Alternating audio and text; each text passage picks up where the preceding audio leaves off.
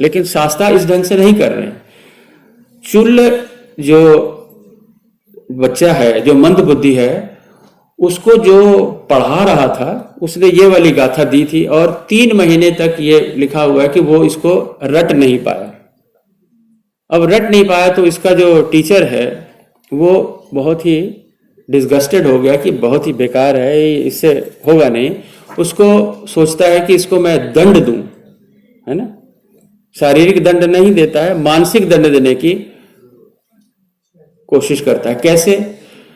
जीवक नाम का एक दानी था, ये वेणुवन की कथा है। जीवक नाम का दानी आता है संघ को दान देने के लिए, और वहां पर वो कहता है कि हमारे यहाँ आप सारे भिक्षु निमंत्रित हैं, लगभग 500 की संख्या है, सबको अपने घर पर निमंत्रण देता है। तो ये जो एक पोस्ट है इसमें भत्तु उद्देशक, यानी जो स्वीकार करता है इस तरह के दान को, तो वो इसका टीचर होता है। जो मंद बुद्धि बालक है उसका टीचर, वो कहता है कि जीवक महोदय सारे जाएंगे लेकिन एक लड़का नहीं जाएगा, है ना। उसका नाम जो है वो पंथक है, चुल्ल पंथक। ये चुल्ल पंथक नहीं जाएगा। अब चुल्ल पंथक को लगा कि ये तो भाई मेरे साथ है ना, एक तरह से उसके मन में लगा कि सारे जाएंगे मैं यहाँ रहूंगा। तो एक भावना, अब हो सकता है कि उसका जो टीचर है ये उसको रियलाइज करवाने के लिए कि देखो तुम चूंकि मंद बुद्धि हो इसलिए तुमको ऐसा किया जा रहा है, तुम मतलब हो सकता है उसको निष्कासित करने के उसमें उसकी भूमिका बन रही हो। और वो लड़का जो है वो इतना उसको गिल्टी फील करता है कि वो कहता है कि अब मैं विहार में नहीं रहूंगा, मैं चला जाता हूँ, मैं गृहस्थ बन जाता हूँ, है ना। 2 उस समय ऑप्शन है, या तो आप प्रव्रजित होकर के ब्रह्मचारी हैं, भिक्षु हैं, अथवा आप संसार में जाकर के आप गृहस्थ हैं। तो वो सोचता है कि मैं नहीं रहूंगा विहार में, मैं नहीं रहूंगा। अब वो बिहार छोड़ करके जाने लगता है और उस समय शास्त्रा को ये भनक मिल जाती है कि ये लड़का जा रहा है। अब उससे पूछते हैं कि भाई तुम क्यों जा रहे हो? तो कहता कि इस तरह से मुझे कुछ समझ में नहीं आ रहा है 3 महीनों से। तो उसको रोक लेते हैं और रोक ले के अपने सुपरविजन में उसको रख करके कहते हैं कि ये कपड़ा है, इस पे तुम पूर्व दिशा की ओर मुंह करके, ये सफेद कपड़ा है, तुम कहो रजोहरणम रजोहरणम, और उस कपड़े को टच करके फिर अपने माथे पर झुलाओ, फिर बोलो, फिर उस तरह से करो। इस तरह से तुम इसको कंटिन्यू रखो। अब देखिए धीरे धीरे क्या होता है कि वो कपड़ा मैला होने लगता है, रजोहरणम करते वो, और पसीना छू रहा है, इसी तरह से वो छूता है। उसके अंदर एक रियलाइजेशन शुरू होता है कि ये जो राग और द्वेष और जो मोह है यही असल में रज है ना, यही धूल है। और ये धूल को दूर करना ही जो है हमारी आध्यात्मिकता है, हमारी ये धर्म की साधना है कि हम राग द्वेष और मोह को दूर करें। और धीरे धीरे उस रियलाइजेशन से उसमें वो ज्ञान समाहित हो जाता है और वो 3 घंटे के अंदर अंदर वो सारी गाथाएं जो हैं उसको याद हो जाती हैं। इस बीच शास्त्रा अपने भिक्षुओं समेत वहां पहुंच गए जीवक के यहाँ भोजन के लिए। और जब जीवक वो जो दक्षिणोदक होता है, आपको मालूम होगा कि परंपरा के अनुसार हाथ धुलवाते हैं, उस समय जब जीवक हाथ धुलवाने लगता है शास्त्रा के, तो शास्त्रा रोक देते हैं कि नहीं, अभी एक भिक्षु है वहां जेतवन में, वेणुवन में एक भिक्षु पड़ा हुआ है, जाइए किसी को भेजिए। तो कोई आदमी जाता है वो बुलाने के लिए, तो वहां देखता है कि भिक्षु ही भिक्षु हैं, 500 भिक्षु वहां तो एक क्या बहुत सारे 500 भिक्षु हैं। तो वो आके कहता है कि मतलब वहां तो अभी 500 भिक्षु हैं। तो वो कहता है कि नहीं, शास्त्रा कहते हैं कि वहां चुल्ल पंथक नाम का एक भिक्षु है, तुम कहना कि चुल्ल पंथक तुम चलो। अब ये जाकर के उस रूप में कहता है कि चुल्ल पंथक कौन है? तो सब लोग कहने लगते हैं चुल्ल पंथक मैं हूं चुल्ल पंथक, इस तरह करके। तो फिर कंफ्यूज हो जाता है कि 500 चुल्ल पंथक है यहाँ पर। अब ये सारी सिद्धियां हैं उस आदमी की, जो मंद बुद्धि है उसमें अब इतनी शक्ति आ गई है कि वो अपने तरह के 500 भिक्षु वहां पर दिखला दे रहा है। फिर वो जाकर रिपोर्ट करता है और शास्त्रा कहते हैं कि भाई ऐसा है, जैसे जो पहले बोले कि मैं चुल्ल पंथक हूं, उसको जाकर के तुम कलाई से पकड़ लेना और उसको कहना कि शास्त्रा बुला रहे हैं। इस ढंग से उस कहानी में आया है। अब ये कहानी की शैली हो सकता है आपको लगे कि क्या ऐसा थोड़ी होता है, आप इसको कहानी की तरह से देखिए, पृष्ठभूमि में कहने का मतलब यह है कि वो आदमी जो है, जो मंद बुद्धि था, जो निष्कासित होने वाला था, तिरस्कृत था, वो आदमी भी इतनी जल्दी प्रैक्टिकल के वजह से उसमें वो बुद्धि जागृत हो गई। यानी थ्योरी के साथ साथ प्रैक्टिकल अगर हो तो वो चीज जल्दी समझ में आ जाती है ना। रजोहर्णम का जब उन्होंने प्रैक्टिकल का सिद्धांत दिया, वो इसी रूप में है कि आप थ्योरी जो पढ़ा रहे हैं साथ साथ अगर थोड़ा उसका प्रैक्टिकल भी हो या विजुअल्स हो, आज की टर्मिनोलॉजी में कहें तो इस ढंग से, है ना, हम कि भाई जो सुनी हुई बात है वो थोड़ी देर याद रहती है, जो देखी हुई बात है वो और देर तक याद रहती है, जो करी हुई है वो हमेशा के लिए स्थायी हो जाती है। तो ये आज के जो एजुकेशनिस्ट हैं वो इस ढंग का सिद्धांत देते हैं, और लगभग वही बात हमको यहाँ इस कहानी में देखने को मिल रही है कि चूंकि वो कर रहा था इस तरह से रजोहर्णम, और उसको इस ढंग से वो रियलाइजेशन हुआ। तो ये शिक्षण से संबंधित मुझे इसलिए अच्छी कहानी लगी कि अगर हम अपनी पाठ्यक्रमों में, अपनी शिक्षण व्यवस्था में इस ढंग से करते हैं कि जो थ्योरी के साथ हम प्रैक्टिकल को मिला लेते हैं, तो वो चीज़ ज़्यादा असरदार हो जाती है, वो ज़्यादा हमारे विद्यार्थियों तक पहुंच सकती है। तो मैं इस कहानी से आपके सामने एक और कहानी लेके आता हूँ। समय तो नहीं हो रहा सर ज़्यादा? ठीक है, 1 बजने वाला, मुझे मालूम है आपका 1-1:30 बजे से मेस का होता है, तो मैं आपको 1-2 कहानियां और सुनाता हूं, जिसमें आप पाएंगे एक कहानी है नंगलीस जातक। अब ये चुल्ल सेठी जातक देखिए 4 नंबर की कहानी थी, और जो नंगलीस जातक है वो 123 नंबर की कहानी है। इन 2 कहानियों में 2 मंद बुद्धि हैं। अब मंद बुद्धि से और मंद बुद्धि में भी फर्क हो सकता है, विद्यार्थी में फर्क हो सकता है। एक मंद बुद्धि ये था चुल्ल पंथक, और एक मंद बुद्धि जो है नंगलीस जातक में आया है। वो क्या है, उस समय की जो व्यवस्था थी शिक्षा की, उसके बारे में थोड़ा इस कहानी में रोशनी मिलती है कि एक उसमें व्यवस्था थी जो आचार्य भाग लेकर के आते थे, जो अपने आचार्य को पेमेंट करते थे। जैसे बड़े धनाढ़ घरों के लड़के हैं या राजाओं के लड़के हैं, वो आकर के उतना, जिसको कहते हैं कि वो सेल्फ फाइनेंसिंग है ना, तो उतना धन ला करके आचार्य को देते थे। और एक व्यवस्था होती थी जिसमें आचार्य जो हैं वो बच्चे को पढ़ाते थे फ्री ऑफ कॉस्ट। वो लेकिन घर का काम करता था उनका, और जो संघ के काम है, जो विहार का काम है, उस ढंग से वो करते थे। तो वो जो मंद बुद्धि था यहाँ पर, वो आचार्य के साथ सेवा करके शिक्षा ले रहा था। लेकिन वो इतना मंद बुद्धि है कि आचार्य जो है वो मतलब उसमें बहुत ज्यादा रुचि नहीं लेते हैं, है ना। और कि ठीक है बच्चा पढ़ जाएगा धीरे धीरे, है ना। अब जो दूसरे विद्यार्थी हैं वो तेज हैं, वो जल्दी जल्दी निकल जाते हैं, जल्दी कोर्स कंप्लीट करके निकल गए, और ये हमारा लगा हुआ है। लेकिन इसमें जो सेवा भावना है आचार्य के प्रति, जो श्रद्धा भावना है, वो बड़ी प्रबल है।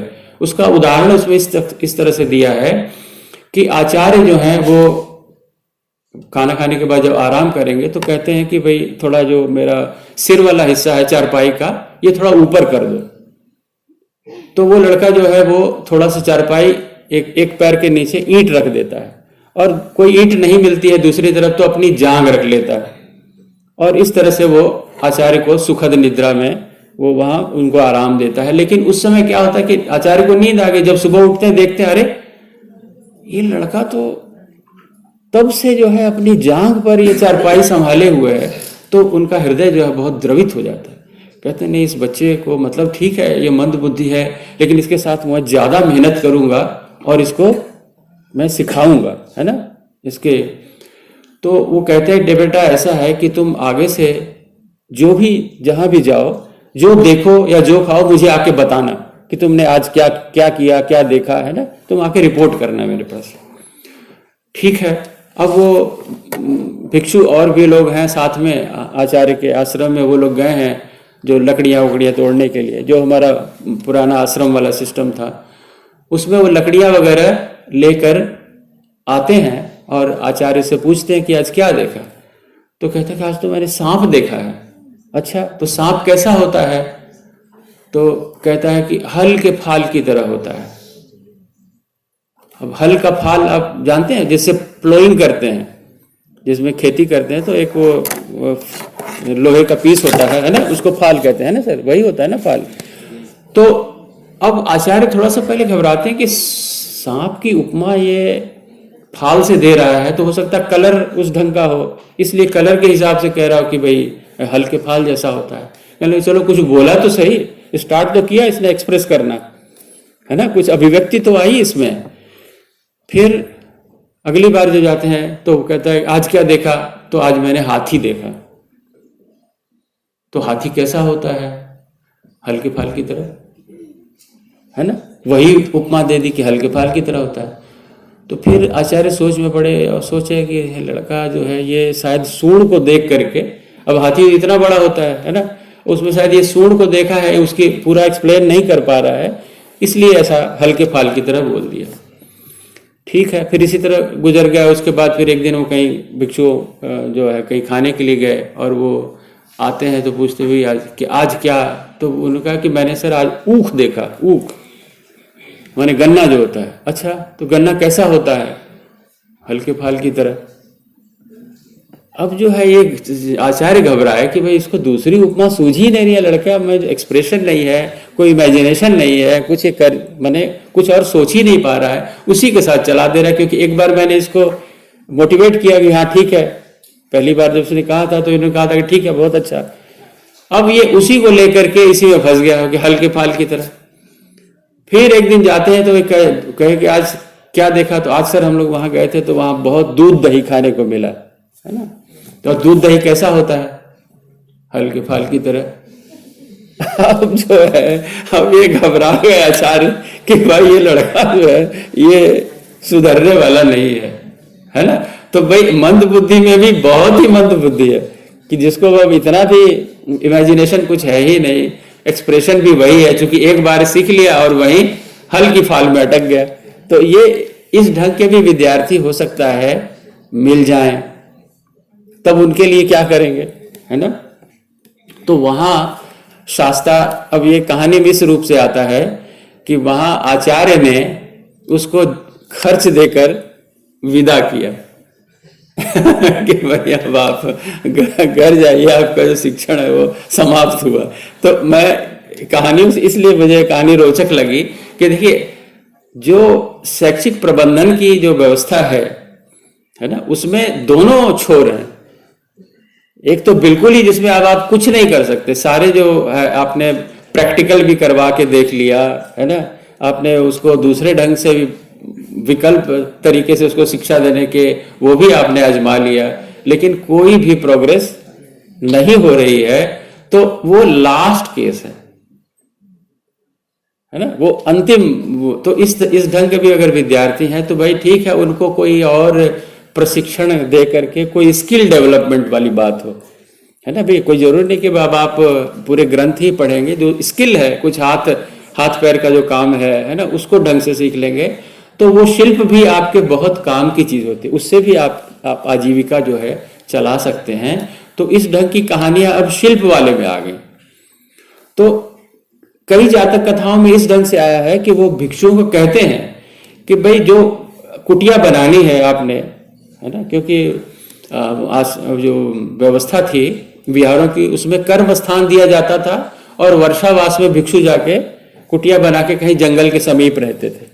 तो एक दो कहानियां उसमें ऐसी आती हैं कि वो भिक्षु जो है वो चूंकि वहां कुटिया नहीं बनी हुई है या वो गांव वाले नहीं बना के दिए हैं, इसलिए वो अपना कोई काम ही नहीं करता है और वो इसी तरह से 3 महीने वेस्ट करके घर माने शास्त्रा के पास आ जाता है। जब शास्त्रा पूछते हैं तो कहता है सर क्या करें, देखिए ना तो वहाँ कोई खाने की व्यवस्था है, ना ये व्यवस्था है, इस ढंग से कुछ नहीं हो पाया। वहाँ उसको वो बताते हैं कि भाई जो गांव वाले हैं उनसे तुम अगर ये मांगो कि वो तुमको कुटिया बना के देंगे, कोई तुम्हारे वो गुलाम थोड़ी है, कोई मजदूर थोड़ी है, तुमको अपनी जो कुटिया है वो स्वयं बनाना सीखनी चाहिए, उसका तुम खुद अपने हिसाब से तुम बना लो। तो मैंने एक जो काम करने, जो हाथ से काम करने की बात है, वो शास्त्रा भी बार बार समझा रहे हैं कि आपको ये चीजें आनी चाहिए। इसलिए हमारे पाठ्यक्रमों में आप पाएंगे कि देखिए खास करके इंजीनियरिंग में, क्योंकि मैं इंजीनियरिंग का विद्यार्थी रहा हूं, आपको वर्कशॉप टेक्नोलॉजी एक होती है। पहले और दूसरे साल में आपको वो चीजें बताई जाती हैं, कैसे लोहार काम कर रहा है, कैसे बढ़ई काम कर रहा है। तो आप वही नहीं बन रहे हैं, लेकिन आपके पास वो सैद्धांतिक रूप से आपको पता होना चाहिए कि कैसे होता है हाथ का काम। मैं आपको बताऊं, एक दो कहानियां मुझे इसमें बड़ी अच्छी मिली कि शिल्प जो है वो कोई भी काम आप सीखिए, छोटे से छोटा काम भी जो है वो भी आपको आजीविका का साधन बन सकता है। इसकी एक कहानी बहुत ही अच्छी कहानी है बाह्य जातक के हिसाब से, वो मैं आपको सुनाता हूँ। उसमें क्या दिखाते हैं कि भिक्षु जो है वो कौशल नरेश के घर गए हैं खाना खाने। कौशल नरेश ने आमंत्रित किया है और ये लोग खाना खा के, और वहाँ कौशल नरेश की जो रानी है वो खूबसूरत नहीं है, बेढंगी सी है ना। तो वो, और ये राजन बड़ा खूबसूरत है। अब ऐसा हमारे यहाँ भी कई पेयर ऐसे मिल जाते हैं। तो वो धर्म सभा में आके ऐसी चर्चा कर रहे हैं कि देखो ना, राजा पता नहीं क्या देखा होगा इसमें, इस ढंग से है ना, रानी तो बड़ी कुरूपा है, इसको रानी बना के पटरानी बनाया हुआ है, किस ढंग से। तो जब ये धर्म सभा में चर्चा चल रही है और शास्त्रा पूछते हैं कि भिक्षुओं क्या बातचीत चल रही है। अब देखिए, ये जो डायलॉग है ये आपको लगभग सारी अट्ठकथाओं में मिलेगा। भिक्षुओं क्या बात चल रही है, एक शैली है, जातक अट्ठकथाओं की शैली है। तो इस कहानी में जब पूछते हैं कि भिक्षुओं क्या बात चल रही है, तो भिक्षु बताते हैं, देखिए ना, आज हम लोग वहां गए थे और इस ढंग से। तो वहां उनका प्रबंधन करने के लिए, उनकी शंका दूर करने के लिए वो एक बात बताते हैं कि ये तो कोई नई बात नहीं है, इसके पहले भी इस तरह होता रहा है। तो एक कहानी वो बताते हैं वाराणसी नरेश ब्रह्मदत्त की। अब ये आपको करीब 80% कहानियों में ये नाम आपको मिलेगा। वाराणसी नरेश ब्रह्मदत्त का राज्य था, उसमें बोधिसत्व नामक एक चरित्र था, वो इस ढंग से था। उसकी परिचय उसका तब दिया जाएगा, लेकिन पहले ये लाइन शुरू होगी इस तरह से। तो इस बात को समझने की है कि ये एक शैली है, कहानी शुरू करने की एक शैली है ना। तो इस कहानी में देखिए अब क्या होता है। इस कहानी में एक जो वाराणसी नरेश है वो एक बार अपने छत से, बालकनी से देख रहा है, थोड़ी दूरी पर राजांगण में बाजार लगा हुआ है ना। बाजार लगा हुआ है, सब लोग बेच रहे हैं, भीड़ है। उसी में उनका ध्यान पड़ता है कि एक ग्रामीण औरत है, वो इस कला से उसने वहां बैठ करके शौच किया है ना, कि किसी को पता नहीं चला। तो ये ऊपर से देख रहे हैं, इनको लगता है कि भाई ये बहुत ही अब शिल्प है, इसमें ये भी एक शिल्प है। देखिए, कहने का मतलब है कि ये हो सकता है निकृष्ट हो, सबसे गया बीता शिल्प हो, कि भाई आपको शौच करना है और इस ढंग से आपको शौच करने का वो ढंग है। तो ये बुलाते हैं उसको और पूछते हैं कि भाई तुम्हारा गृहपति कौन है। तो कहता है कि नहीं, मैं कुंवारी हूं, इस ढंग से। तो राजा जो है उस औरत से विवाह करता है, उसे अपने रानी बनाता है। तो बुद्ध इसके द्वारा ये बतला रहे हैं कि भाई शिल्प जो है वो कोई खराब नहीं होता है, कोई छोटा बड़ा नहीं होता है, एक कला होनी चाहिए, एक स्किल है। वो स्किल अगर आप में आ जाता है, चाहे वो ऐसा ही स्किल क्यों ना हो, वो भी उसको पटरानी के पद तक पहुंचा दिया। उनका संकेत इस तरफ है कि उसको कुछ नहीं आता है, लेकिन सिर्फ इतना ही आता है, इस शिल्प से उसने इसको इस पद को प्राप्त किया है। तो तुम लोग को है छोटे से ये क्या करके, आज भी हम लोग कहते हैं ये गैराज वाला काम है, ये वेल्डिंग वाला काम है। मान लीजिए नहीं आपके उसमें चल रहा है, तो छोटे से छोटा काम कोई छोटा नहीं होता है। काम अगर सीखेंगे तो वही काम आपको बहुत उन्नति दे सकता है, आपको राजपद तक पहुंचा सकता है ना। मैं अभी इसमें शेपक की तरह से अगर हमारे प्राइम मिनिस्टर साहब को भी बीच में ले आओ, मतलब चाय बेचने से आदमी शुरू करता है, लेकिन अगर उसमें वो प्रज्ञा होती है तो धीरे धीरे वो वहां तक पहुंच जाता है।